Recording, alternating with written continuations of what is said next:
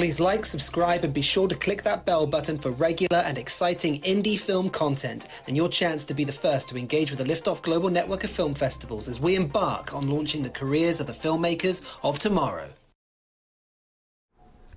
Hello everyone and welcome to today's stream. Today we are looking at the last roundup for the New York Liftoff Film Festival, and we're also going to be launching the Los Angeles Liftoff Film Festival.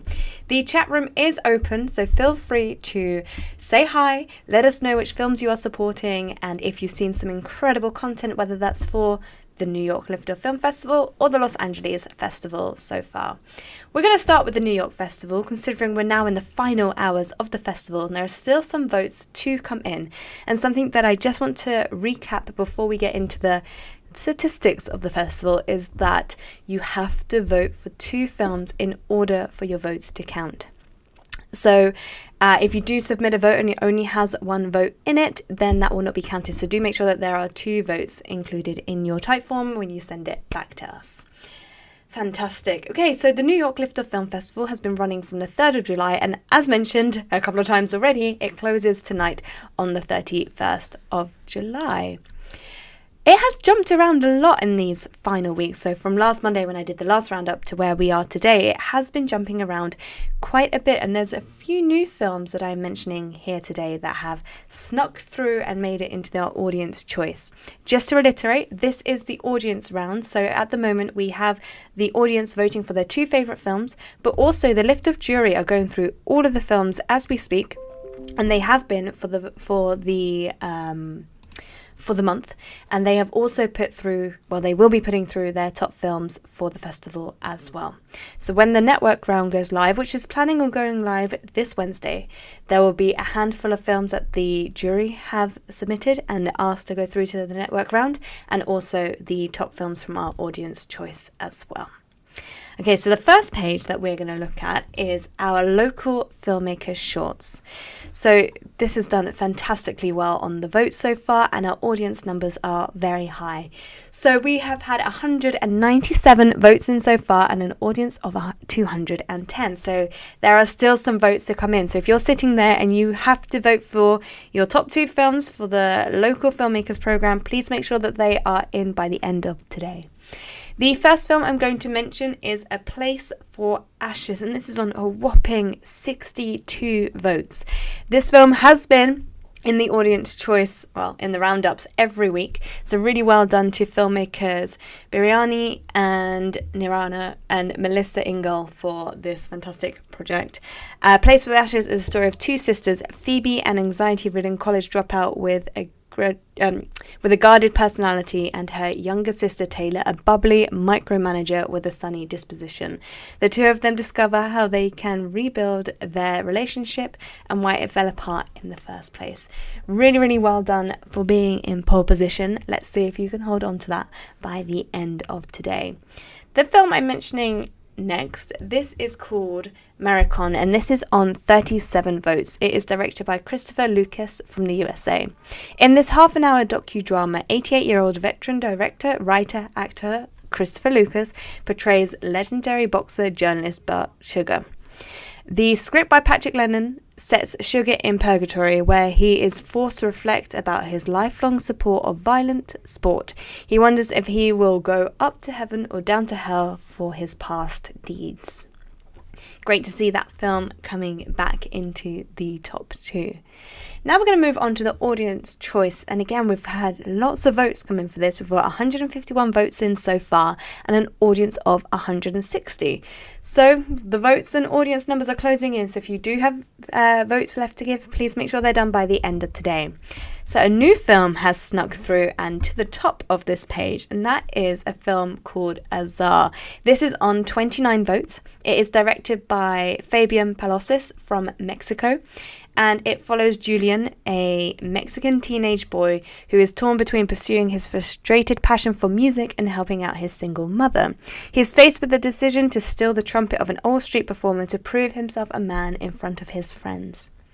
This is a fantastic film, and I know that our jury love this film as well. So if you do have a ticket for the Judges Select Shorts program, do go and watch Azar before the end of today.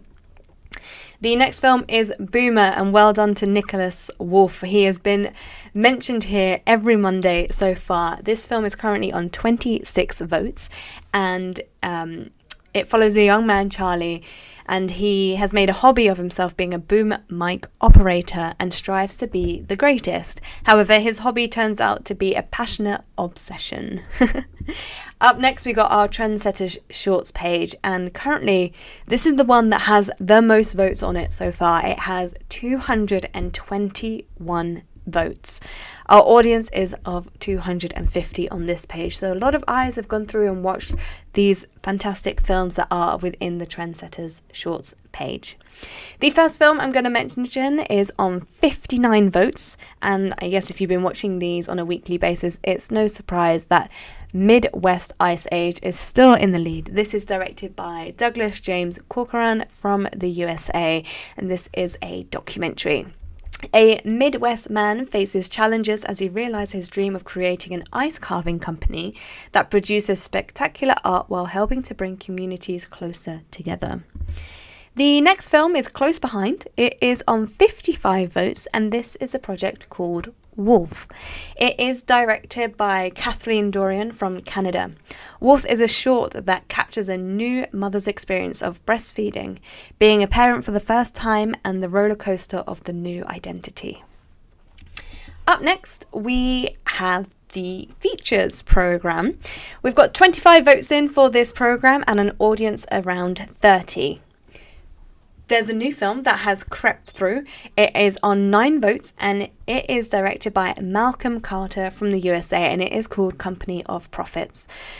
Marla comes home after a 5-year absence to work with young homeless teenagers, but she has other plans for them until she meets a young wild wannabe rapper that challenges her plans on everything.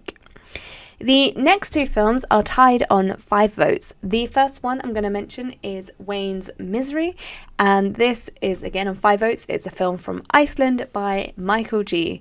When 2 people from New Jersey meet by coincidence in a small town in Iceland, their stories intertwine and turn them to crime. Wayne, a 10-year-old boy, is forced to face his own demons when his psychopathic friend Simon pushes him to commit worse and worse crimes as he slowly begins to lose his sanity. Wayne's father, a police officer, begins to investigate the crimes, leading him to his first crime scene where he met a boy who, even a decade later, still warms his cold soul.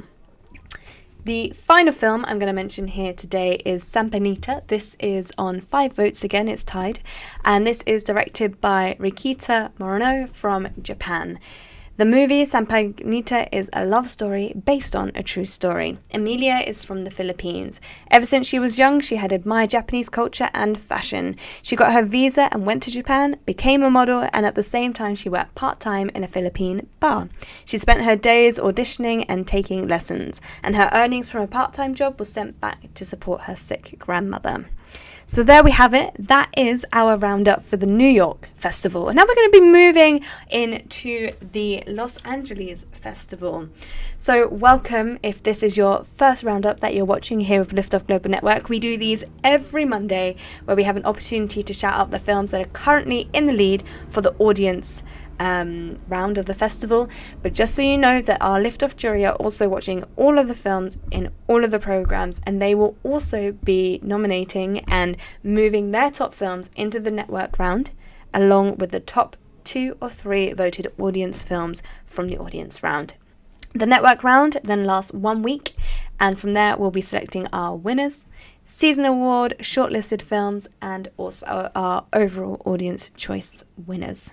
The Los Angeles Liftoff Film Festival is running from the 31st of July, today, all the way through to the 28th of August. So you have 1 full month to watch all the fantastic films. If you're a filmmaker, you can go and support the other filmmakers' work that is screening in your program. And if you're an audience member, you have a whole month to watch these fantastic, true independent short films and feature films. So let's take a look at what's in store for the festival. So the festival activities. Today, if you're a filmmaker taking part in the festival, you will have been invited to join us on the Liftoff Hub. Late in the stream, I'm going to take you through that and take you through the best way to navigate that platform. But this is what you can expect over the festival month. So today is the 31st of July and we are launching the festival. It is now officially live. Tickets can be bought and audience members can start watching the films. Every Monday, which is also today, we're going to do a festival roundup. You've just watched the final roundup for the New York Liftoff Film Festival. We'll be doing this now moving forward for the Los Angeles Festival. Then on the 9th of August, we have our script focus group. And on the 10th of August, we have our film focus group.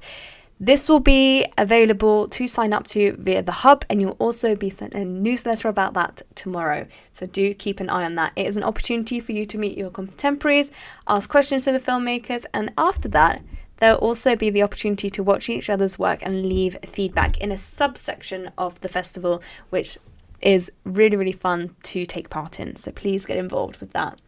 On the 16th of August, we have our online networking event. We just did the one for New York and it was fantastic. It's a real strong opportunity, again, to showcase your work. This time we'll be asking for a sizzle reel or a director reel or an actor reel or a writer's reel, whatever you have to present that last 1 minute. And then you'll be able to go into individual rooms where you'll have an opportunity to talk to each participant individually and have a conversation. And the whole idea is that then you continue networking with that filmmaker or screenwriter after the festival and hopefully create work together. Then we have our network round, which will be taking place in September. I believe it is, the 30th of August through to the 6th of September. And then we will be announcing the winners around the 11th of September. So there we go. Up next, so we're going to take a quick look at what's in store and what the festival programs are. There's just a question that's come in saying we are waiting for the 6th of August. Well, Ghastly Keeley, I really hope that you can join us for that event. It is fantastic and I look forward to finding out more about your project. So the first program we're going to look at is the local filmmakers shorts. As it says in the name, these are from filmmakers that live in the Los Angeles area and the west coast of the States. There is a whole host of different genres in here, from horror, sci-fi, comedy, drama, everything you can think of there is within this collection. And there also are documentary shorts, music videos and animations. Up next, we have our Judges Select Shorts, and these were the films that scored between 8 and 10 in the initial rounds of judging through Film Freeway. These are fantastic films. There really is something for everyone in here, but the quality among these independent filmmakers is just through the roof. So go and check out both of these programs so far. Then we have our trendsetter shorts, and these are the films that the jury, when they were reviewing on Film Freeway, identified as something unique. They really had a moment that sparkled. These are sometimes from first-time filmmakers or just graduated filmmakers, as well as filmmakers that have been in the industry for a while, but there is something unique and has a different perspective with each of these films. The final program is our features program, and here we have everything, all genres. There is definitely some sci-fi in here, horror and drama again, and their feature-length content. There's also a heavy load of documentaries as well, so if you are into independent documentaries, this really is a program for you. And that concludes our little roundup of what to expect over the festival and what you can get involved with. But before you leave, I do want to just quickly show you the festival hub and how you can navigate around that the best. So I'm just going to answer this question here. My short was selected for the August 6th title of documentary film Never Too Late. Well, we look forward to seeing that. Okay, great. So I'm going to share my screen with you now. So here is the festival hub, and you'll be introduced into this page directly. So again, if you want to have a little recap of what is happening in the festival, you can find that here. When you have the opportunity to sign up to the online networking and the focus groups, they will also be posted in this featured section, and you can just scroll along to find what other activities you can get involved with. That will all be featured at the top. It will also be posted below, and there will be opportunities for you to sign up for that. Please do, because most of these activities are on first come, first served basis. In here, you'll also be able to see what other people are working on, and the different filmmakers that are taking part in the festival, which leads me over to this part here, members. So once you are in the programs and you're viewing the films and you really connect with the project and you want to reach out to that filmmaker, the best place to find them is on the hub and via this page here. So all you need to do is go over to members. Here you can find the most active members, our top members. Then we have filmmakers that are near you. So if you're based in Los Angeles, you can find filmmakers that are also based in Los Angeles via the Near You tab. Newest are the people that have recently just joined. And then you can also find the hosts, which is myself, Ben, James, and Lloyd and Carolyn at the bottom there as well. But something that is really interesting is that, for example, let's just go into Theo. If you then go to chat, this is a really good profile, so you can find out a little bit more about them, and you can also find out what their profession is and what area of interest they are in. But you can go to chat, and then you can start a conversation just like you would on any other social media platform. And it is perfect opportunity for you to network, continue networking through our online festival, and hopefully start building those connections. There will be different events that also appear during this festival, and you will be able to find that under the events tab. It's currently empty, but it will be populated during the month-long festival. So all you need to do is to check that and then head over here and introduce yourself. And that is everything on that side. I hope that all makes sense, and I look forward to connecting with you all on Wednesday when we go into the network round for the New York Liftoff Film Festival, and the next roundup for the Los Angeles Festival will be next Monday. Have a fantastic week watching some of these incredible films, and I look forward to seeing you next week. Until then, goodbye.